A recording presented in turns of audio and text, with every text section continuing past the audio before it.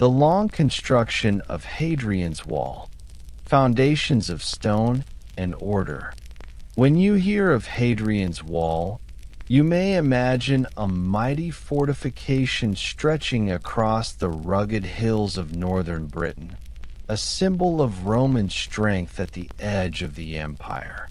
Yet the story of the wall is not only about its purpose, but about the monotonous, careful process of its construction, the surveying, the quarrying, the endless laying of stone upon stone.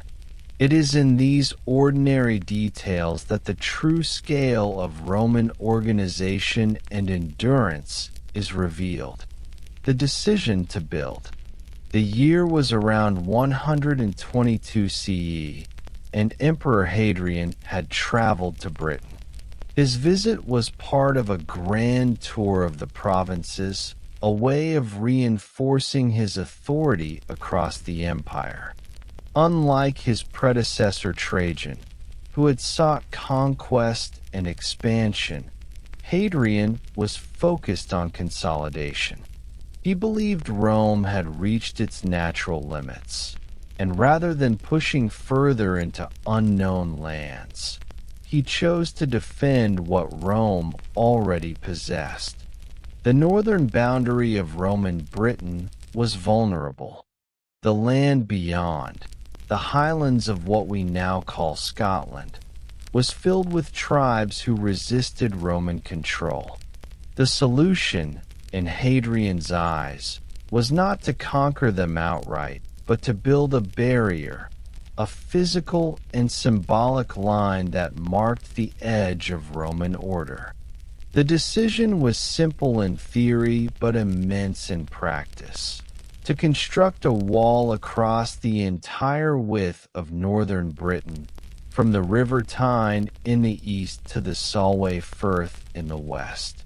That distance measured about 73 miles, through hills, valleys, rivers, and bogs. It was not only a military project, but an administrative one, requiring precise planning, massive labor, and careful supply chains. Surveying the land. The first step in constructing the wall was surveying. Roman engineers, or agrimensors, set out into the wild countryside to map the route. Armed with measuring rods, gromas, cross-shaped surveying instruments, and a knowledge of geometry, they determined the most efficient line for the wall. Surveying may sound dull, but it was among the most critical tasks. A poor alignment could waste resources, weaken defenses, or make construction impossible in certain terrains. The engineers had to consider rivers that would need bridges, hills that required terracing, and valleys that demanded special reinforcement. Every measurement was recorded, every landmark noted. For weeks or months, surveyors walked the land, setting up markers that would guide the legions in their work. These were not glamorous days of empire, but days of mud, rain, and calculation, details that laid the foundation for the wall itself. Organizing the workforce. Once the route was determined, labor was assigned. Hadrian had at his disposal the Roman legions stationed in Britain, numbering tens of thousands of soldiers. Yet soldiers were not only fighters, they were also builders. Military service included endless construction projects, from roads and forts to aqueducts and walls. Each legion was divided into cohorts, and each cohort into centuries. Officers assigned specific stretches of the wall to specific units, ensuring that the work could proceed in parallel along multiple sections. One century might be responsible for building a mile of wall, another for constructing a fort, and another for a bridge. This division of labor, combined with strict discipline, allowed Rome to undertake massive projects without chaos. Still, the work was grueling. Soldiers spent day after day hauling stone, cutting turf, and mixing mortar. Unlike battles, which might last hours, construction stretched on for years. It required patience, stamina, and obedience.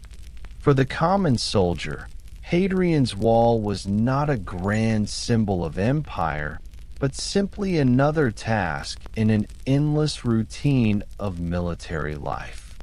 Quarries and materials. The wall required vast amounts of stone. Fortunately, northern Britain provided abundant quarries, but each had to be identified, opened, and worked. Soldiers and laborers cut sandstone blocks with iron tools, shaping them into regular sizes for easier construction. The process was slow. Large blocks had to be split from bedrock using wedges and hammers, then transported by cart or sled to the building site. Timber was needed for scaffolding, lime for mortar, and iron for tools. All of this had to be supplied continuously, creating a logistical chain that stretched across the countryside. Some parts of the wall, particularly in the western sections, were built not of stone but of turf. This decision was not a failure but an adaptation. Turf was abundant and easier to shape in certain terrains, though it required more maintenance. The variation in materials shows the practical mindset of the Romans. They valued efficiency as much as durability. The wall itself. What did the wall look like at this stage? Initially, it was designed to be about 10 Roman feet wide and 15 feet high, though dimensions varied depending on the section and available resources. A deep ditch was dug in front of the wall, creating an additional obstacle for anyone attempting to cross. Every Roman mile along the wall, a small fortification known as a mile castle was built. These were stone gateways with guard posts, manned by a small garrison. Between mile castles, two smaller watchtowers, or turrets, were constructed, creating a constant line of observation. Larger forts, housing entire cohorts, were placed at strategic intervals. This system was not designed to stop a massive invasion. It would have been impossible to prevent entire armies from crossing. Instead, it controlled movement. The wall functioned like a modern border checkpoint, regulating trade, migration, and raids. It was as much about bureaucracy as defense. Life for the builders. For the soldiers who built the wall, daily life was repetitive. They awoke in their encampments, ate simple meals of bread, porridge, and stew, and marched out to their assigned work sites. Hours were spent cutting stone, carrying loads, or digging trenches. Supervisors ensured discipline, and punishments awaited those who lagged. At night, soldiers returned to camp, where they mended tools, sharpened weapons, and wrote letters home. Archaeological finds near the wall include wooden writing tablets, preserved in the damp soil, on which soldiers recorded requests for supplies, invitations to birthdays, and complaints about rations. These small details reveal how ordinary life continued even amid the construction of a monumental barrier, a symbol of Rome. As the wall slowly rose, mile by mile, it became more than a structure. It became a statement. For the tribes to the north, it signaled that Rome's presence was permanent. For the people within, it reinforced the sense of Roman order. Hadrian himself likely visited the work sites, inspecting progress and encouraging discipline. Emperors were expected to embody both vision and practicality, and the wall was a visible symbol of Hadrian's policy of consolidation. Yet progress was uneven. Some stretches advanced quickly, while others bogged down in difficulties of terrain or supply. Adjustments had to be made. Dimensions changed, materials varied, and routes shifted slightly. These were not the dramatic moments of history, but the slow adaptations of real construction projects. The long view. It took about 6 years to complete the initial wall, though improvements and expansions continued for decades. During that time, thousands of soldiers spent countless hours repeating the same motions, lifting stones, mixing mortar, cutting turf. The monotony of their labor was broken only by the changing seasons and the occasional skirmish with local tribes. By the time the wall was finished, it stretched across Britain as one of the largest construction projects in the Roman world. Yet for those who built it, its grandeur was less significant than the simple fact that it was finally done. They moved on to the next task, the next road, the next fort, leaving behind a monument that would outlast them by centuries. Hadrian's Wall today is often seen as a relic of ancient might, but in its origins, it was not a single moment of triumph, but the accumulation of years of careful surveying, disciplined labor, and repetitive construction. Each stone laid was part of a larger rhythm of empire, where power was expressed not only in battles won, but in walls built and maintained. And as the wall rose across the northern landscape, one might wonder, did the soldiers who hauled its stones and cut its turf realize they were building not only a barrier, but a legacy, one that would still stand nearly 2,000 years later?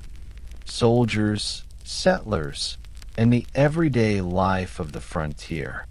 When the stones of Hadrian's Wall had been set in place and the mile castles stood at their intervals, the work was not over. In many ways, it was only beginning.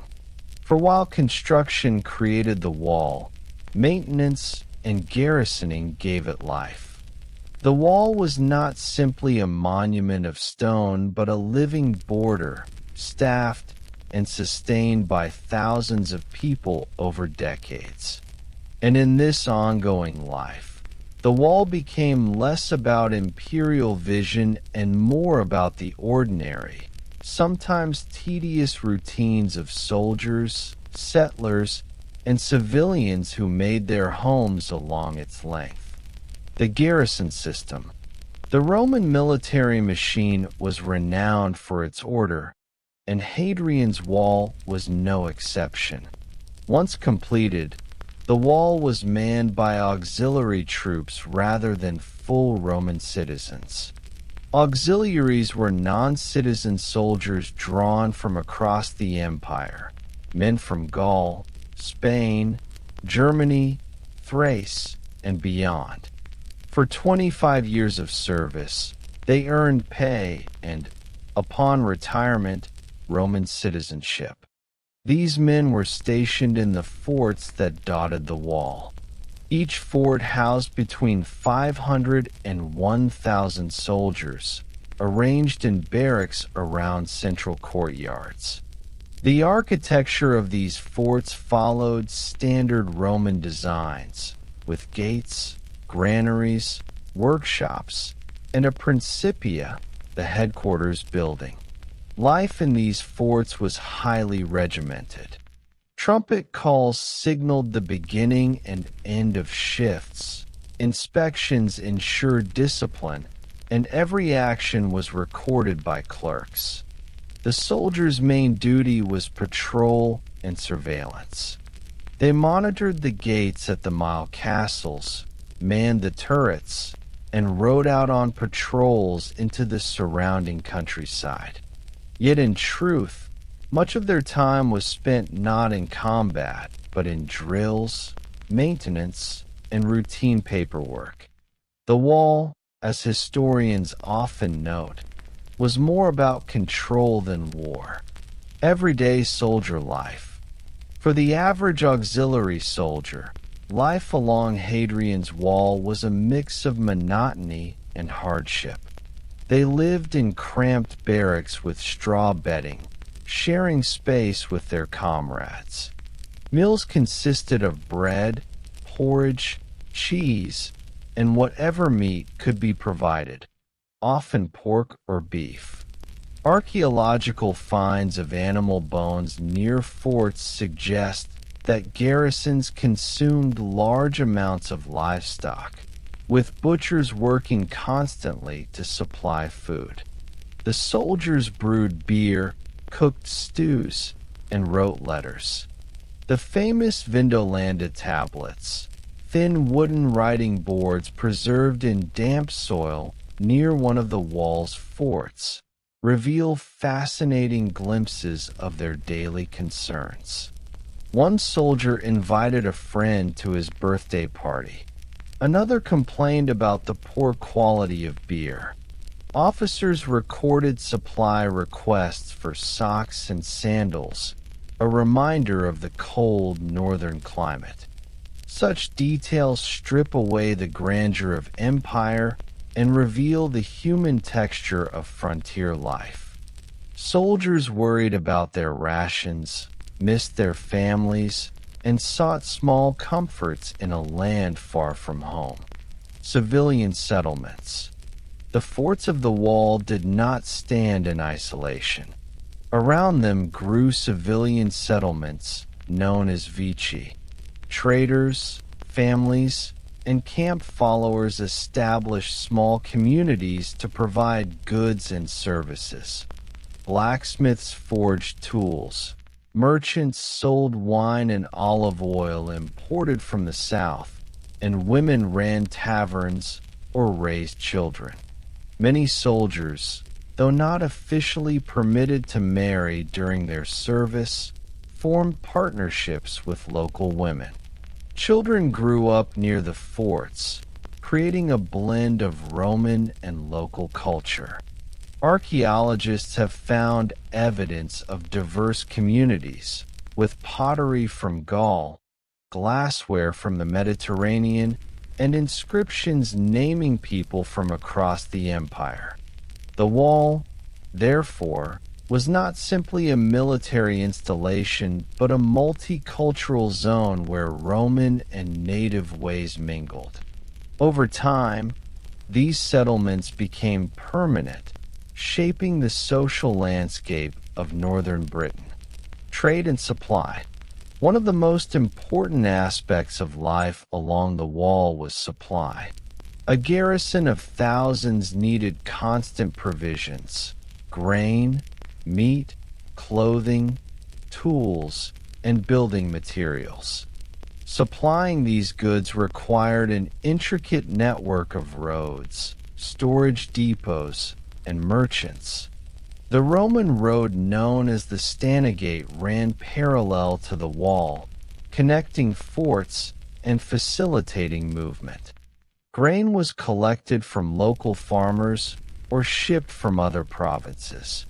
Herds of cattle were driven north to feed the troops. Wine and olive oil traveled by ship to ports in Britain, then by cart to the forts. Granaries inside the forts stored surplus supplies. These buildings were carefully constructed with raised floors to keep grain dry and safe from rodents. Inventories were kept on wax tablets or parchment, recording amounts down to the last measure. It was an endless cycle of accounting, a reminder that empires were sustained not only by legions, but by logistics, weather, and hardship. The greatest enemy of the soldiers on Hadrian's wall may not have been hostile tribes, but the climate. Northern Britain was cold, wet, and windy. Soldiers from warmer provinces must have found it especially harsh. Requests for socks, cloaks, and extra boots attest to the discomfort.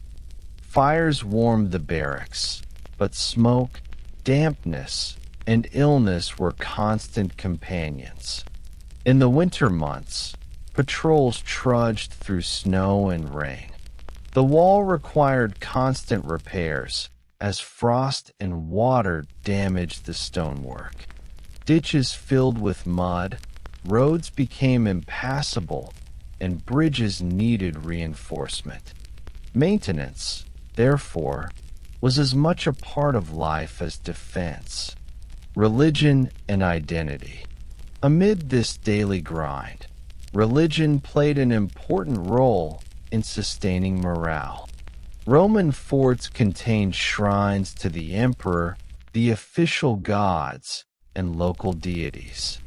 Altars and inscriptions found along the wall revealed dedications to Jupiter, Mars, and Mithras, as well as Celtic and Germanic gods adopted by the auxiliaries.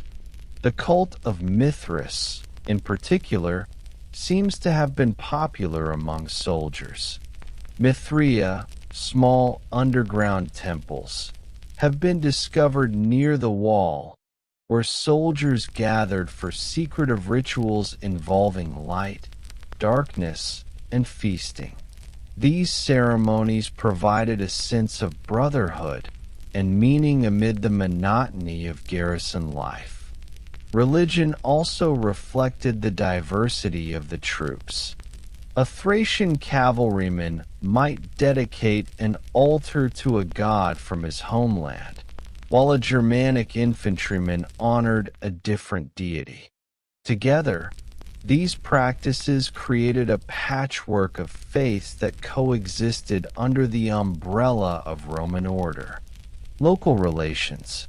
One of the more complex aspects of life along the wall was the relationship between Roman soldiers and the local tribes.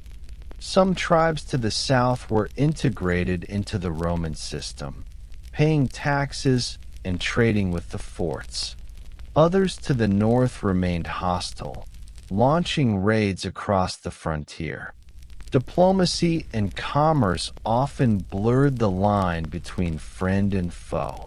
Traders from northern tribes were allowed through controlled gates to exchange goods, while Roman patrols crossed beyond the wall to monitor activity. At times, alliances were struck. At other times, violence erupted. The wall, therefore, was not a strict divide but a zone of negotiation.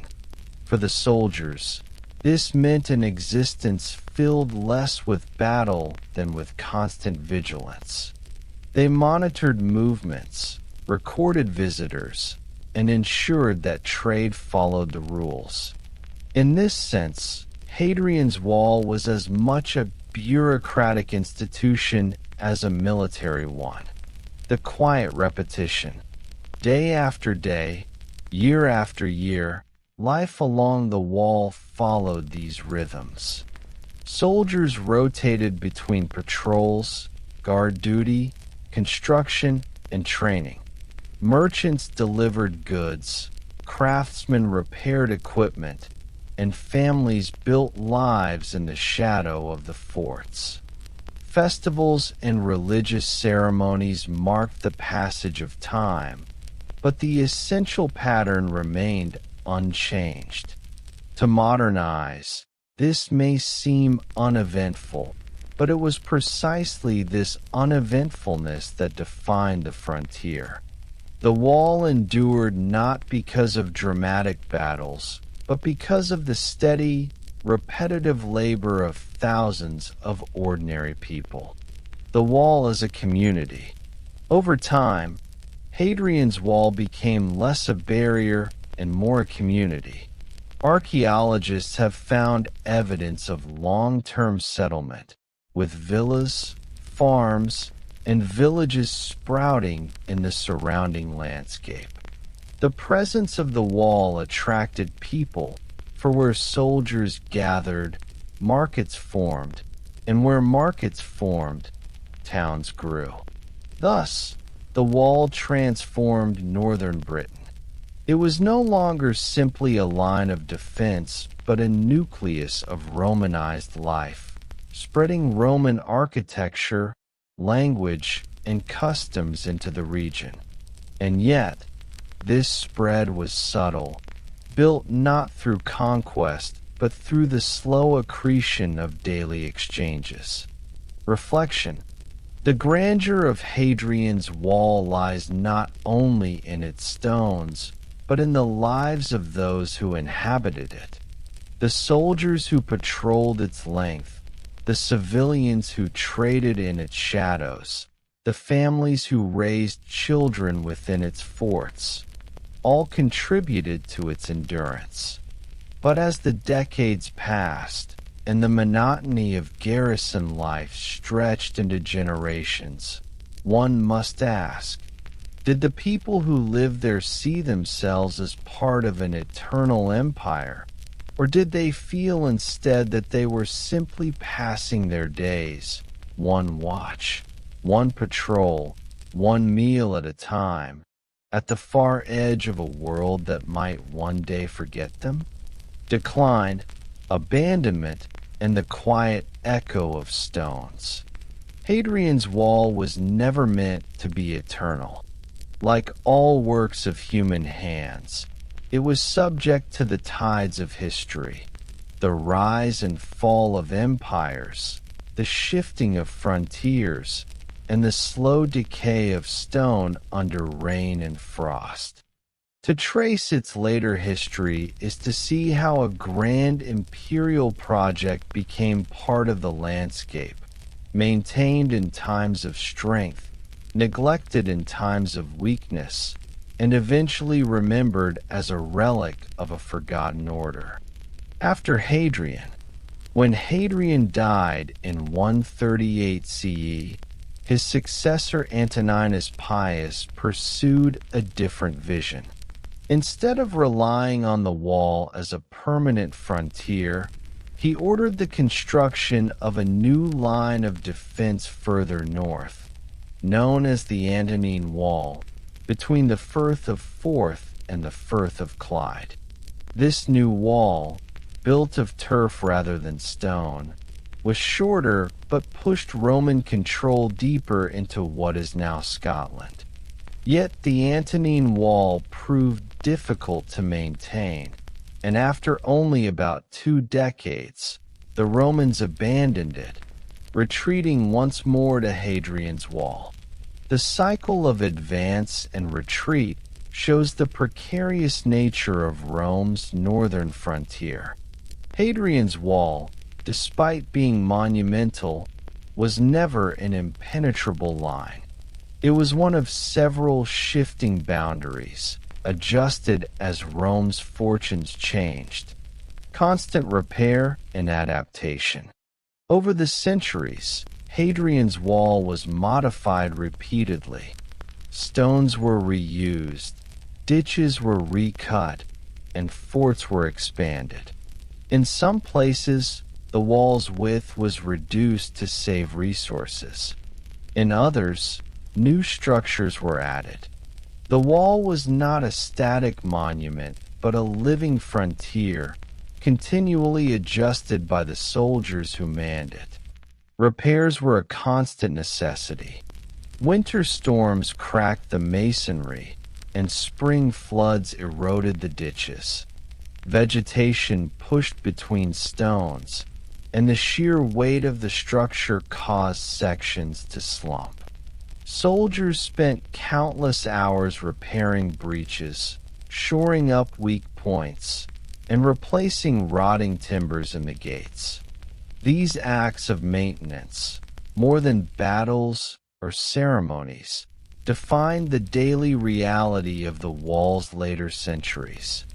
Life in the later garrisons. By the 3rd and 4th centuries CE, the Roman Empire faced increasing pressures from all sides: invasions, economic strain, and political turmoil. Britain was not immune. Garrisons on Hadrian's Wall became smaller and more stretched. The auxiliary units that had once come from far corners of the empire were increasingly replaced by local recruits. These men grew up near the wall, spoke the local languages, and lived alongside families in the civilian settlements. The wall, once a symbol of Roman might imposed from outside, became part of the local social fabric. Yet even as the wall became domesticated in this way, its strategic value was waning. Raids from the north increased, and the empire's ability to respond diminished. The soldiers along the wall found themselves under greater strain, their supplies irregular, their pay delayed. The withdrawal of Rome. By the early 5th century, Rome was collapsing under external invasions and internal decay. In 410 CE, Emperor Honorius told the cities of Britain to look to their own defense, effectively abandoning the province. The garrisons of Hadrian's Wall were left without imperial support. What happened then? The details are hazy, but archaeology provides clues. Some forts show signs of continued occupation, suggesting that local leaders and communities kept using them.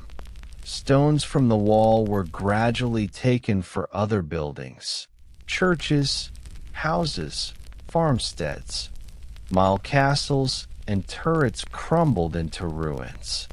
The Great Barrier of Hadrian was no longer a living frontier, but a quarry of useful stone. For centuries afterward, the wall was largely forgotten, its history unrecorded except in local memory. Sheep grazed over its ditches, farmers dismantled its blocks, and villages grew where forts once stood. Rediscovery and study. It was not until the medieval and modern periods that Hadrian's Wall began to be recognized again for what it had been. Antiquarians in the 16th and 17th centuries noted the remains and speculated about their origins. By the 18th and 19th centuries, systematic study had begun. Scholars measured its length, identified its forts, and uncovered inscriptions. The Vindolanda tablets, discovered in the 20th century, provided an extraordinary window into the lives of the soldiers and civilians who once inhabited the wall. These scraps of wood, preserved in the damp earth, contained personal letters, military reports, and shopping lists.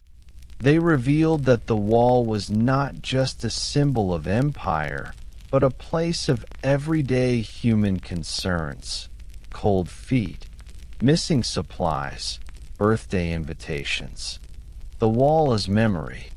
Today, Hadrian's Wall stands as a fragmentary ruin, but also as a powerful reminder of Rome's reach and its limits. Visitors walk along its length, tracing the stones laid nearly 2,000 years ago. In places, it rises tall and solid. In others, it is barely a low ridge. But everywhere, it speaks of endurance. What makes the wall significant is not only its construction, but its long afterlife. It has been many things: a military frontier, a home for soldiers and families, a quarry for builders, a curiosity for scholars, and now a UNESCO World Heritage Site.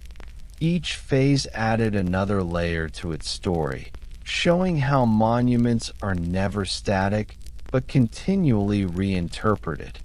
Reflection. In considering the wall's history, one might be tempted to focus on its grandeur or its military role, but its true significance lies in the ordinary details. The surveyors who laid out its course, the soldiers who hauled its stones, the merchants who supplied its forts, and the settlers who raised children in its shadow. These people lived lives of routine and repetition, yet their collective efforts created something that outlasted empires. Hadrian's Wall reminds us that history is not only shaped by battles and rulers, but also by maintenance, administration, and endurance. Its survival across centuries is not the story of one moment of conquest, but of countless acts of labor. And so, as you picture the wall today, stretching across the windswept hills of northern England, you might ask, is its legacy in the stones themselves, or in the invisible lives of those who kept it standing long after its builders were gone?